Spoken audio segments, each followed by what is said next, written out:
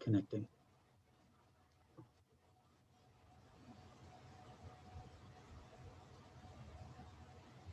Krista, would you like me to start with the housekeeping items, and hopefully a few other people will end up joining? Okay, cool. Laura, we can start recording and I will start.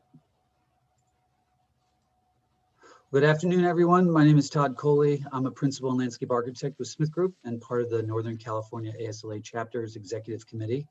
On behalf of the chapter, thank you all for joining our talk today. Just a few housekeeping notes. If you're comfortable, please turn on the camera. It'd be great for everyone to see each other since we've been in isolation. Another point is anybody that's on the executive committee, you'll see in front of their name ASLA-NCC. If you have any questions about the team, feel free to reach out to anyone that has that designation.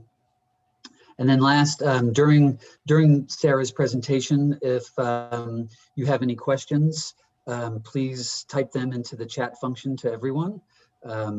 Depending on how many other people show up, we may just have you ask questions directly to Sarah, but it depends. We had about 35 people register for this, and so we're expecting a few more to come. So now, yeah, great. So as you've seen in emails and the chapter social media channels, this lecture series has been going on since the summer of 2020. And if you missed any of them and want to watch, it's on our chapter's website and also our YouTube channel.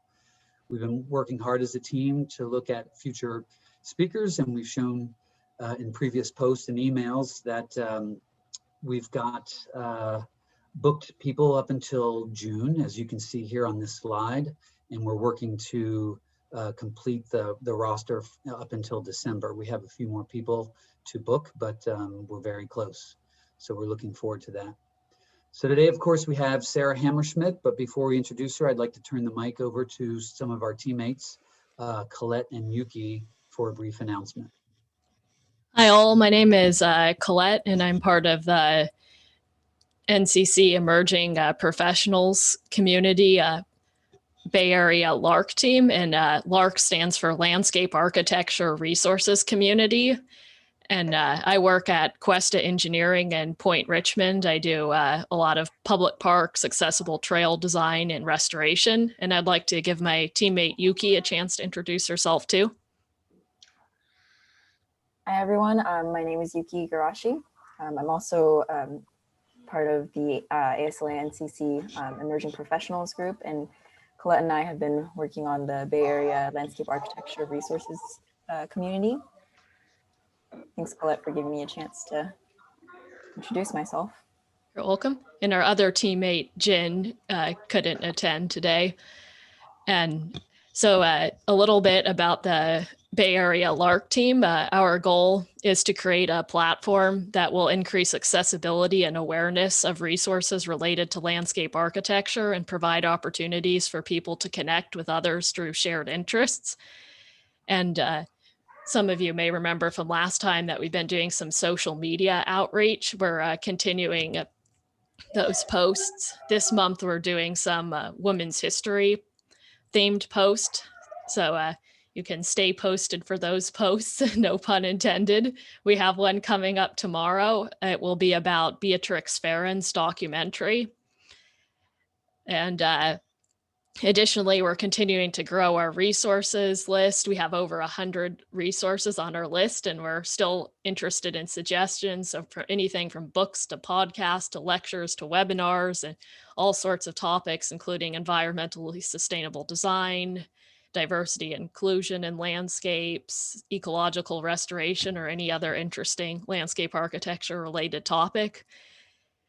And if you're interested in getting in touch with us or want to learn more about our social media posts, if you have resources suggestions, feel free to check out our link tree or get in touch with us. I'm going to post our email in the chat.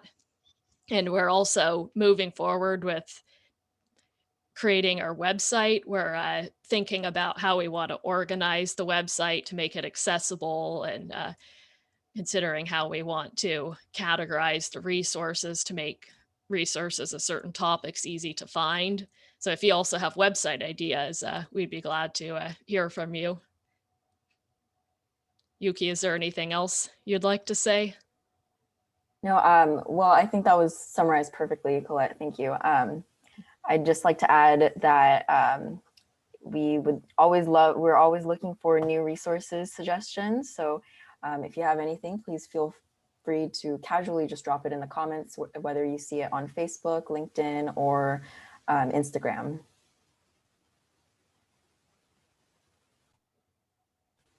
Thank Great. you. So Yuki and Colette, is that it? Mm-hmm. Yeah, thanks for Yeah. allowing us to speak. Yeah, great. Thank you very much. So today we have the pleasure of listening to Sara Hammerschmidt, who is a senior director at the Urban Land Institute, or ULI, where she develops content and programs focused on the impact of the built environment on public health through the Building Healthy Places initiative. Throughout her career, Sara has done extensive work on issues that lie at the intersection of health and the built environment. Previously, she worked at Policy Link in Oakland, researching the inclusion of social and economic equity into projects, plans, and policies that are being implemented at the intersection of health and the built environment. Sara holds a master's and a PhD in community and regional planning from the University of Texas at Austin, where her research focused on developing recommendations for how planning departments across the country can incorporate public health considerations into their work. She also holds a bachelor's in industrial operations and engineering from the University of Michigan and worked for 8 years in the technology industry prior to graduate school. After 17 years away, living in Austin, San Francisco, and Washington, D.C., Sara relocated with her family, including her 4-year-old twins, back to her home state of Michigan, where she now lives in Ann Arbor and serves on the City Planning Commission. I've had the privilege of knowing Sara for over 10 years and worked with her as I was selected as a health leader a few years ago in the ULI Health Leaders Program. It was a really great experience, and I'm sure that Sara will speak to that a little bit today, and it's something that you may want to consider. So on behalf of the chapter, please welcome my friend, Sara. Thanks, Todd, and I'm going to share my screen now. Is that right? Hold on. Seamless transition.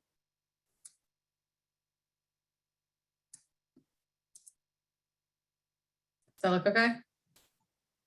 Yep, we can see it. Thanks, Sara. Awesome. Thank you. Well, I'm excited to be here today to talk with you and share some of the work that ULI has been doing that I hope you find interesting and informative and relevant to your own work as landscape architects. So if you're not familiar with the Urban Land Institute, we're an over 80-year-old nonprofit dedicated to promoting best practices in real estate development.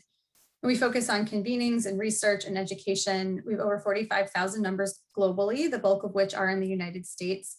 And our mission is to shape the future of the built environment for transformative impact in communities worldwide. We actually just did a mission refresh, so I don't quite have it memorized yet.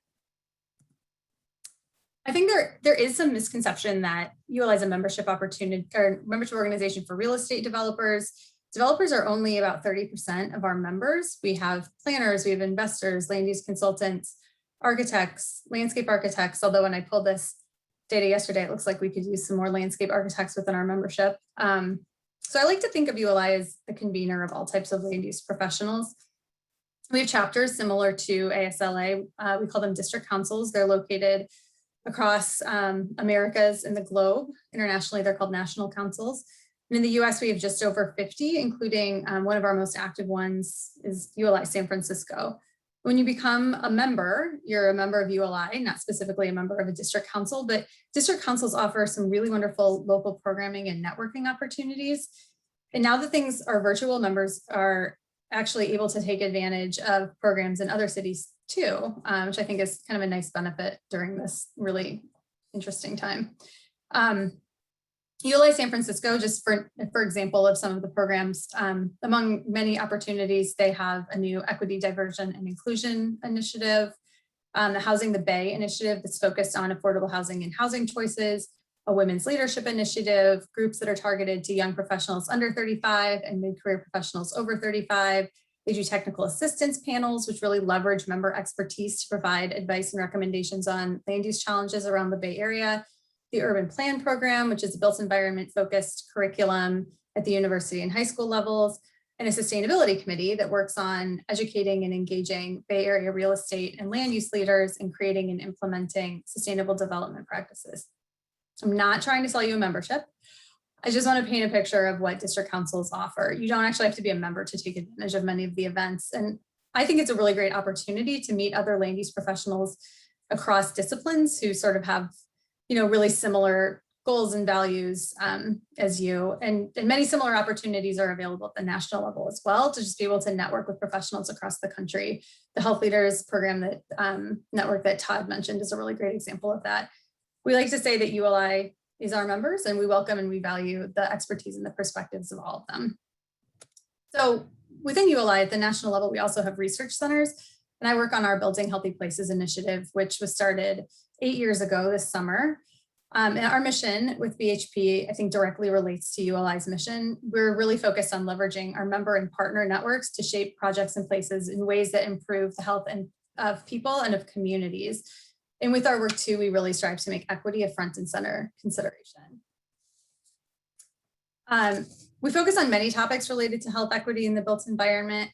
We also partner with many other organizations at local and national levels, including a partnership I've been involved in with 7 other land use and health focused organizations that I will touch on a bit later. So, we know when it comes to improving health and equity in communities, it's going to take partnerships at all levels to make meaningful impacts.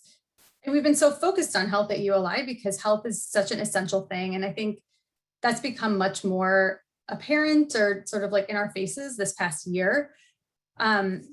So much of how our health is determined, though, is not just by genetics, but by personal behaviors and environmental and social factors, including access to housing, transportation, education, recreation, and job opportunities. These are referred to as the social determinants of health. This may be something that you're familiar with.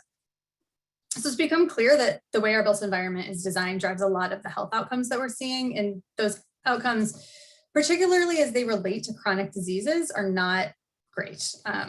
For example, about 60% of adults don't get the recommended amount of moderate physical activity every day. And I would expect that this year that's potentially even higher, as we've all been sort of stuck behind screens. 1 in 4 Americans report feeling lonely or socially isolated. Again, I'm sure that number is higher now. And physical inactivity and social isolation are comparable to smoking as leading causes of preventable death in this world. There are also huge disparities in health outcomes. Low-income people and people of color tend to have least access to healthy built environments. Babies born in adjacent zip codes can have tremendous disparities of life expectancies today. Chicago right now is actually the highest in the country. There's a 30-year gap in life expectancy between a neighborhood on the north side of Chicago and a neighborhood on the south side. And we're seeing the direct results of this inequity play out throughout the pandemic. People in communities that have seen higher rates of chronic diseases have higher instances of mortality due to COVID. But this didn't happen by accident. It is the result of racially driven local, state, and federal policies that really serve to segregate communities and concentrate poverty. And I thought that I understood a lot of this. And then this year I read Richard Rothstein's book, The Color of Law, which came out in 2017. I think it's really been making the rounds this past year. We've had him at a lot of different ULI events. Frankly, I was shocked at how the federal government played such a strong role in segregating communities while sort of making it look like they weren't really doing anything unconstitutional. I would strongly recommend this book if you haven't already read it. I'm pretty sure Todd told me about it 3 years ago. And it was very eye-opening. We've also been really focused at ULI on connections between health and resilience and sustainability. And we do a lot of work through our Urban Resilience program on providing our members and partners with information and technical assistance focused on how to be more resilient in the face of climate change and other environmental vulnerabilities. And this is a screenshot of the Developing Urban Resilience website. It has a lot of case studies of projects from cities across the globe that are showcasing, as it says here, best practices in resilient design. The program looks at sea level rise and heat waves, storm surge and drought, and there's just so many impacts of climate change that threaten the built environment in ways that have serious consequences for health and economic vitality of our cities. So we sort of have these twin crises facing the world right now that are around health and climate change. And we see our role at ULI with these programs is helping our members and the entire land use community understand their roles as practitioners in addressing these crises. So within these two programs, we look at a lot of subtopics as they relate to health and resilience. I just mentioned some of the climate related ones that we've been looking at. We've done research on food and active transportation, and we have a lot of reports available if you're interested in taking a look. They're at uli.org/health and uli.org/resilience, and they're publicly available. There are a few that might be behind a paywall, and you can reach out to me if you're interested in something that is. But for the most part, they're available to anybody. So I want to sort of pivot away from more of this like ULI, high level stuff into some work that we've been doing that really has cut across our health and resilience programs that I hope as landscape architects, you may also be interested in. And that's the work we've been doing on parks and open space. So as part of that work since 2018, or actually I think 2017, we've been a partner in 10-Minute Walk. 10-Minute Walk is a movement that is dedicated to improving access to safe, high quality parks and green spaces in all cities across the United States, and is led by the Trust for Public Land in partnership with ULI and the National Recreation and Park Association. Ultimately, the goal is to create a world in which by 2050, all people live within a 10-minute walk of a quality park or green space. So with this work, ULI's role has been really on the role of the private sector in creating access to parks. We've really been digging into this access component, particularly emphasizing that the spread of park space among so many communities is not equitably distributed. We've also been digging into the quality component. So what does it really mean to have a high quality park, particularly as parks come in all shapes and sizes and serve different types of needs? And then also this partnerships component. How do we make sure that it's not just a burden on a public parks department, which has strapped budgets to create these much needed public spaces? And we've been, with this work, trying to make really direct connections between parks and health outcomes. I've learned a lot about parks over the past couple of years of leading this program, and I'm sort of like now this champion of parks are like critical infrastructure in communities. They're not really just a nice to have. They're really important public spaces for health in terms of stress and physical health and being able to gather with people, that social component. I think particularly right now, parks are really proving themselves to be these essential components of communities. We know how to safely gather outdoors when it's not safe to gather indoors. And so these spaces, seem to be used now more than ever. And I would imagine just knowing the weather of the Bay Area that you guys over the past year have really been taking advantage of parks and outdoor spaces. So in the past year, like with the rise of COVID, parks and trails and streets that have been closed to automobiles and public plazas have been some of the only places that have allowed people to exercise or relax or play or gather or reach key destinations while still being able to physically distance.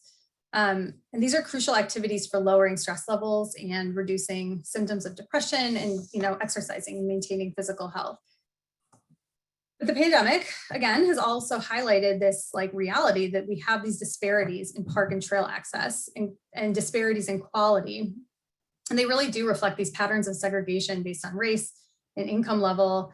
And so the need to invest in a high quality public realm that everybody can access is becoming, I think, more and more critical. And social and racial equity in general has become incredibly front and center during the pandemic, with the protests that occurred across the United States last summer, and that extends to equitable access to parks for all demographic groups. And I just have a few more recent statistics. 38% of people in the United States say that their neighborhood lacks outdoor space where they're able to exercise, and this disproportionately impacts many low-income Black and Brown communities. And nearly 40% of people don't have good access to outdoor space. Some people might live close to a park within a 10-minute walk even, but that park is unwelcoming, it needs repair, it doesn't have programming or amenities that the neighbors want. Disparities in park access and quality, again, reflect these patterns of segregation. And investing in parks in areas that do not currently have sufficient open space can help reduce those rates of chronic disease, reduce symptoms of depression. The positive impacts of the exposure to green spaces are really often amplified in these lower income communities that currently lack that type of access. Another thing that we noticed that happened during COVID was shutting down amenities in parks, including tennis courts and basketball courts and golf courses. And then it seemed like tennis and golf opened back up first in many communities, which makes sense because they're, no contact sports, but the demographics of people who play golf and tennis are typically white, which creates even more equity issues. Taking down a basketball net and then not putting that back up in a community that sort of relies on that's the sport that they prefer. Like there's just some underlying equity issues with those decisions. And even before COVID, parks departments were struggling to maintain parks that they already have, let alone think about how they can create new spaces to meet increases in population and improve park equity access and just meet the goals of this 10-minute walk campaign. And parks departments are struggling financially even more now to bridge those equity gaps. They're consistently underfunded. They've been further impacted by the economic challenges of COVID-19. Parks departments' budgets are often the first to get cut, which is like a huge problem, I think, is we've all come to rely on these spaces, particularly over the past year. So recently, we released a couple of new reports focused on parks that take a look at creative ways to increase access to park space in communities. Successful Partnerships for Parks explores case studies and examples of partnerships to support equitable park development and operations and distill some lessons learned from these projects to inform potential partnership arrangements.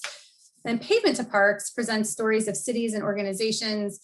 The city of San Francisco is actually highlighted in this, that have worked to transform or enhance spaces that are formerly dedicated to cars into parks and open spaces that support recreation and community engagement, sustainability and resilience, and neighborhood connectivity and revitalization. We're also releasing in the next couple of months a report on park quality to really try to answer that, what are you talking about when you say a high quality park question? And some of the different characteristics of park quality that we identified to help cities and really anyone who designs and manages parks make sure that they're thinking about quality more holistically, not just thinking about it in terms of cleanliness or maintenance. So we've been really working to try to provide some sort of definition or framework to address this high quality park aspect of the 10-minute walk campaign. So I just want to share some highlights with you from these reports. So again, Pavement to Parks looks at the opportunity of transforming auto-oriented infrastructure into park space and how this can have a positive impact on communities. I don't think I need to tell you guys that pavement is an issue for many reasons. To provide spaces for physically distanced recreation and dining and transportation, we've seen that many cities are temporarily or permanently closing streets and parking lots and other public infrastructure assets. I know this has been happening in Oakland and San Francisco. We started this report before the pandemic, but I think the pandemic is really spurring communities to look at streets in different ways and try out new approaches and innovations. And we think that through the reallocation of pavement for people, you can really improve public health and community resilience. And there's a huge opportunity to be able to do this. The bottom line is the US is overparked. There are 8 parking spaces for every car in this country, which is an awful lot of concrete. So we have the land to do some of these creative transformations. And I think above all else, we need to make sure that we're getting these spaces in the communities that need access to them the most. So cities are turning automobile infrastructure, things like parking lots and parking garages, highway underpasses, and travel lanes into parks and open space that support community goals for recreation, that really engage communities to make sure that these spaces are something that the communities will use. And this report really presents stories of these transformations, it's a series of case studies. And I think, cities must really analyze whether park space rather than some other type of development is the best solution for a particular location. For example, if a downtown has 4 parking lots within a few blocks of each other, they probably shouldn't all be parks. But these stories in this report really showcase what's possible when a city or an organization undertakes a concerted effort to turn pavement into parks. I just wanted to highlight a couple of project profiles in the report, particularly projects where I got to talk to the landscape architect. So this Erie Street Plaza in Milwaukee is a former surface parking lot. It's located right at the confluence of two rivers on the Milwaukee Riverwalk. It was completed in 2010. And it's now this flexible and sustainable public space that provides a gathering place for nearby restaurants and buildings. And parcels adjacent to the site also functioned as parking lots and were replaced by a mixed-use development in the early 2000s. And originally, the site was intended to remain a parking lot to serve the development's restaurant, even though the site was owned by the city and they had a different idea. There were some concerns. There was some back and forth with the developer and the city, concerns about losing parking spaces.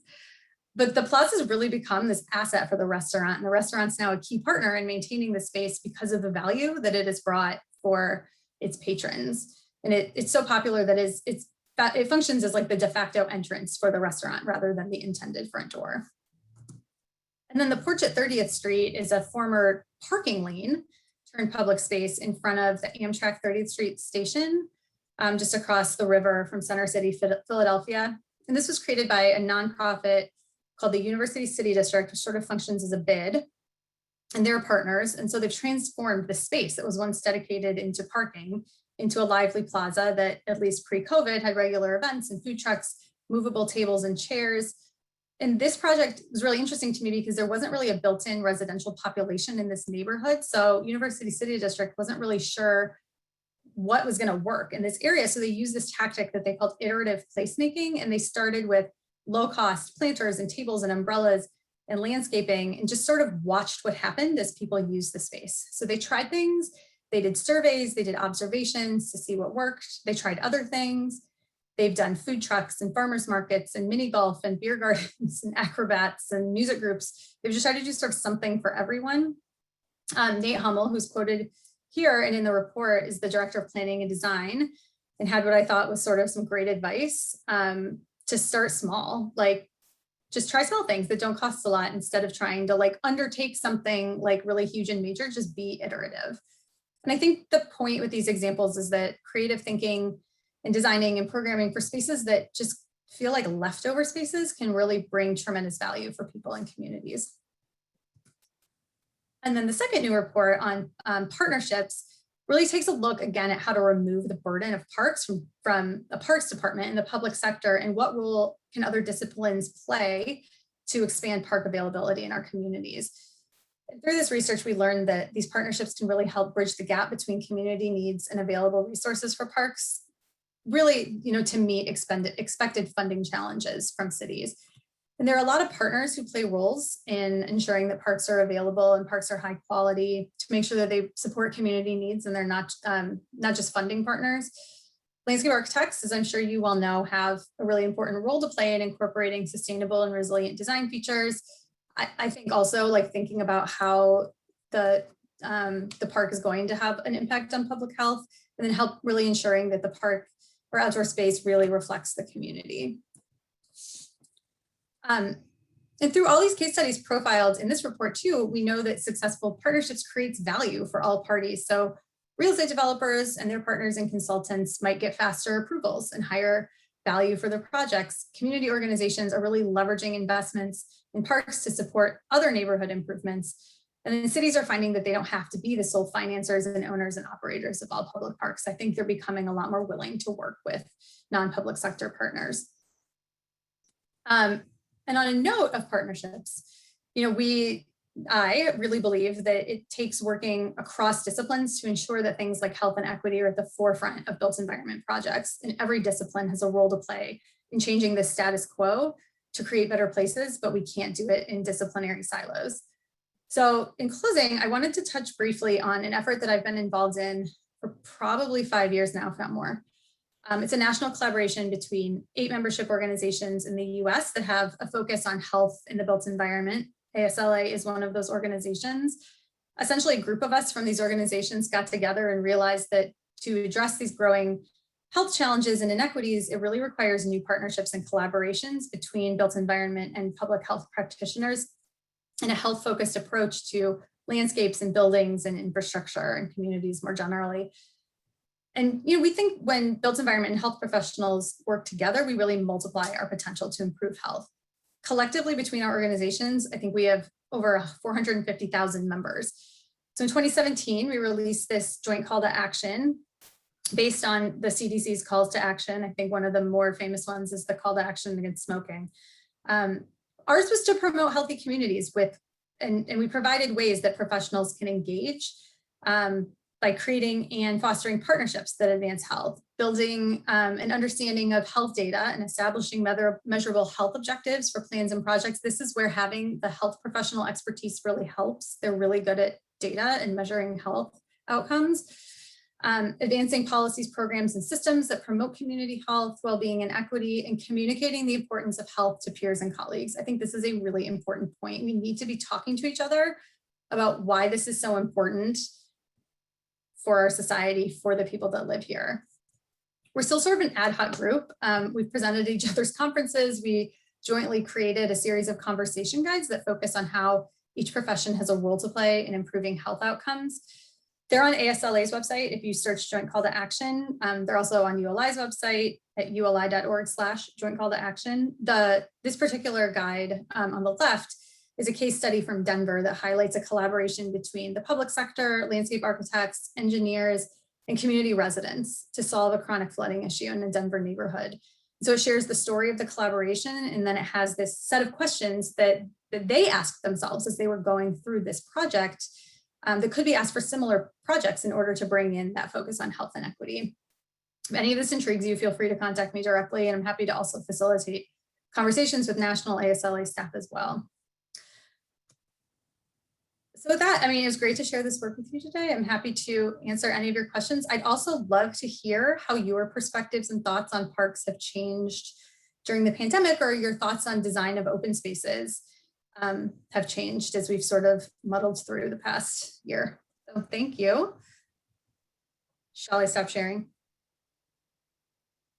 Yeah, that'd be fine. And then we can see everybody. Oh, sorry, I want to get the chat. I don't want to see. I think the last chat was from me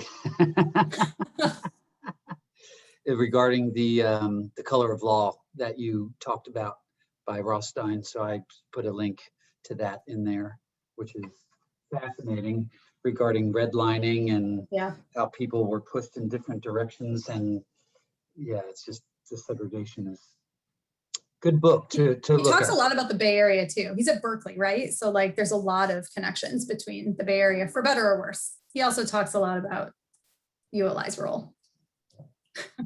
So thank you. While we wait for a few questions from some others, and how many do we have here? 17. We could probably open it up for questions if people wanted to. They could raise their hand. But I'll answer one of your questions, and we can have some other people answer some of your questions. But I live in San Francisco and in North Beach, and I'm near two parks. One is the Joe DiMaggio Playground, and another is Washington Square Park. And in the Joe DiMaggio Playground, exactly what you said. At the basketball, the nets were taken down and tape was put over the rims, and people weren't allowed to play basketball, but the tennis courts were open. Exactly what you said happened, and that's just terrible. It's all now open, thankfully. But and then in Washington Square Park, they actually did the white outlines that were 10 or so feet apart, so that you could have a bubble of your people in there. So that, I mean, I've seen that firsthand. I mean, it's 4 blocks from my house. So I don't know if anybody else has any thoughts about what has happened in their neighborhood, but the value of open space is so imperative to psychological and physical health. So thank you very much for your presentation. I think Kellyanne put her hand up, so go ahead and unmute and ask the question. I have other questions, but if there are people that have others, please put your hand up. Hi, Sarah. Hi. That was really great. Thank you. It's so inspiring what you guys are doing. I have a couple of questions. I'm guessing you're familiar with Trust for Public Lands Park Score? Yeah. Yep. And do you work with them? Because it seems like part of their goal is to find the missing places, right, where parks need to be.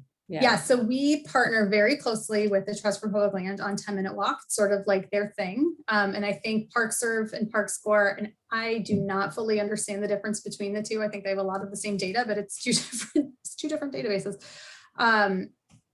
Yeah, they're looking at the distribution of parks across a city and identifying the areas that are in need of additional park space. It's incredible data to have access to. We actually reference it in this new park quality report that's coming out as a really good resource for communities that are looking to try to understand like the distribution of parks, at least for that like 10-minute walk service area. Right. Yeah, as we use the term food deserts when there's not enough, good except for fast food. So there's park deserts too.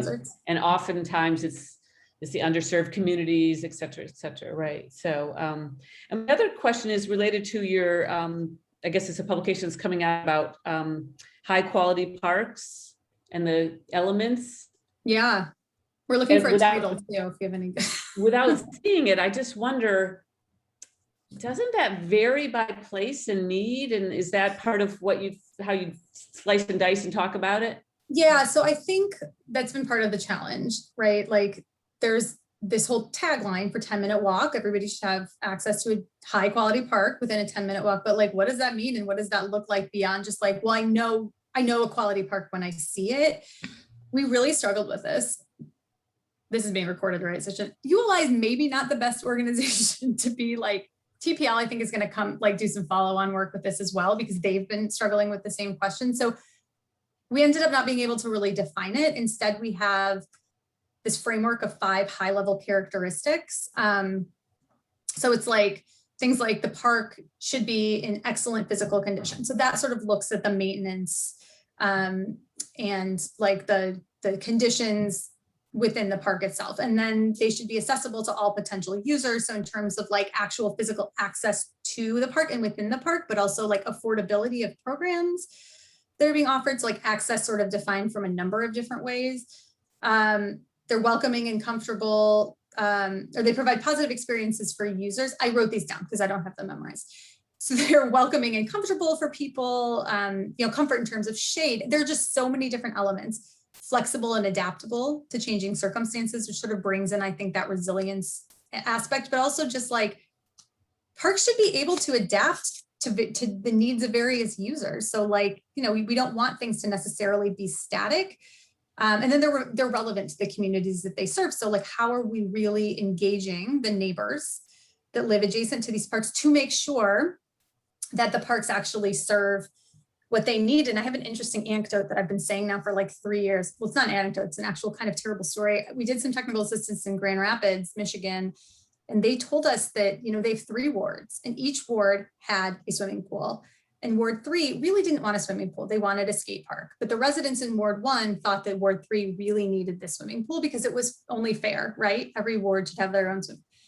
They ended up taking the pool out and now there's a skate park. But they did like they calculated like how many dollars per swim. It was crazy. It was like more than $1,000 like per swim, like, because it was barely used, because that is not what that neighborhood wanted. That's a long way to say that there is no one definition for park quality. So we sort of set it up as like a framework, and not every park will necessarily, it's hard to do a checklist because parks are so different. Like you could have a natural area. Obviously you need to look at maintenance and stuff like that, but not of like a physical asset necessarily. And like just the way that you might conceive these different categories is a little bit different. I'm hoping that TPL takes on the challenge of actually trying to create some sort of checklist, because I think a tool like that would be really helpful. And some cities are creating their own tools just based on their own context. But yeah, the report dives into like every city sort of needs to decide for themselves like what it means, and then they can use this as a framework. Or some kind of matrix that shows qualities and characteristics. And if you want these kind of things, these are some choices and here's some examples. And that should be some grad students, Yeah, good, thank you. Yeah, that even further enforces, community involvement and engagement and reaching out. We're working on a civic project in Sunnyvale, and by doing community research, they were like, we don't want any more ball fields. We just want natural space to hang out in with a trail. So, I mean, it's imperative to engage the public and when you're doing that. Yeah, I mean, I think it's sort of like a reflex that you're like, but you need a playground and you need all this space, but like maybe you don't. You need to do that comparison of like what else is around here, because not all parks need to have all things for all people. Colette, I saw your hand up. Yeah, I have a couple of questions. Speaking of community engagement, I'm curious how you go about getting community feedback. Do you do internet surveys or do hold community workshops, which could be harder with the COVID precautions? And I'm wondering with internet surveys, how you can help people access them, maybe if there's people who don't have access to the internet. Yeah, so I will admit, like, I am not an expert in community engagement, but I talk about it a lot. I mean, I think to be really equitable, like you have to do sort of a mix of things. So like some people, I think it would be really easy for them to fill out a survey on the internet. Some people might not have access to the internet, or they're not comfortable, using a computer or using their phone to do that. And, maybe a paper survey would be best. I don't think that there's one like really great solution to this. I think you just sort of have to look at, and I would say like taking advantage of community organizations that like serve these neighborhoods and have these connections into residents is a really good interim step. From a ULI perspective, I think often ULI is sort of seen as this like organization that's trying to like swoop in and like solve problems that might not be problems. I don't know how trusted we are in a lot of communities, particularly the communities that like, from our perspective, like need help. So really trying to identify first and then partner intentionally with these community organizations that are able to reach the residents and will know the best ways to reach the residents, I think is imperative. I come from a planning background. And so a lot of, what I know is like, well, we did a public notice and we're having a public meeting and like, they need to come to our table. And like, that's just not really working anymore. Like, pandemic aside, like we need to be going to where people are to be able to authentically engage them. Also pay them for their expertise, like write that into budgets. We've been, and this is stuff that's just been coming up for me. And I think for ULI just really recently too, like this recognition that like communities are experts just as much as an engineer is an expert. Like they're the experts of their community and the history. They know what they need better than a land use professional that's been contracted to come in and do this work. So treating them as such, I think is really important and will get you more engagement. Mm-hmm. That makes sense. Have you done that before? Have you seen any case studies with that, paying them? Yeah. So this is like honestly something that we haven't, ULI has not really done this much. A colleague in Denver told me last fall that they did a model where they were working on a corridor project and they got a bunch of like $25 gift cards to two businesses along the corridor, even so that this money actually went back into this community. And then they gave these out to people. I will say, I'm not sure how they got people to like come and engage with them. If the gift card was sort of like a carrot for even doing that, but they were able to, like pay them for their time and their expertise. And then that money actually went back into the community, which I thought was sort of a great idea. Yeah, that is great. I mean, we've gone to neighborhoods and of course offer coffee and cookies and all that stuff, but never have gone to the point of suggesting that. That's an interesting idea. I mean, it's a budget hit, but I think it's like, if we're really, we as like a field, if we're really serious about like engaging communities in a way to improve equity, health equity, economic equity, like it's a really important thing to start just building it into our work as a best practice. Mm-hmm. I'm also, Sarah, sorry, Colette, go ahead. I'm also curious to hear about initiatives that are being implemented to help children during these times. I feel for the kids who don't have recess or they can run around and play with their peers, or near my apartment within the complex, there's a lot of children, and it makes me happy to see them playing outside where they're getting fresh air, and most of them wear masks. So it seems like a fun and healthy thing, but I don't think there's any children's parks within 10 minutes of my apartment. It's probably a few miles away at least. So I imagine if there's a lot of children who are in areas where there really are no safe outdoor places. And then a lot of that would rely on having an adult that could take them there. So I'm wondering if. I don't personally know of, I mean, I do think we talked to the parks director actually in Oakland, and I think they were going to try to do like camps for kids again, because I think exactly what you just said, like a lot of kids might not have the opportunity to be outside because they don't have a parent or a guardian that can take them, or they don't have like safe spaces that they can get to themselves. So I'm sure that there are programs across the country that are hopefully doing this. But I mean, like here, so I have young kids, and you know, the playgrounds we are fortunate to live very close to a playground. It was closed like for 2 months or something last year. And like, thank God we have a backyard and we got play stuff for the backyard, but like just thinking about kids that don't have that, and there's so many, or just people that don't have access to their own private space. There are tons of those people, you know, like that was getting outside became like a mental health savior. Mm-hmm. And I think for kids especially, like they need to get that energy out. They need to have kids are actually, I think, like really important populations to engage when you're designing public space, or, you know, parks and outdoor spaces, because they sometimes have some really unique ideas. Mm-hmm. I agree. I had a question about applying the 10-minute walk kind of theory to different types of neighborhoods and communities, because I'm thinking, like right now I'm in an area that has everything from apartments to single family homes to duplexes, and everything is really squished together, where there is a park in 10 minutes, and it really provides a lot of relief for the entire community. And it's great because you get to go there, and it's revitalizing because you actually see people engaging and interacting in so many different ways there. But then I think back to like my childhood neighborhood, where we were on like a half-acre property, and everybody has that in the same neighborhood. And I don't know how close the closest park was in that instance. And if it was close, would you even need it in that type of community when everybody kind of essentially has their own little bit of a park?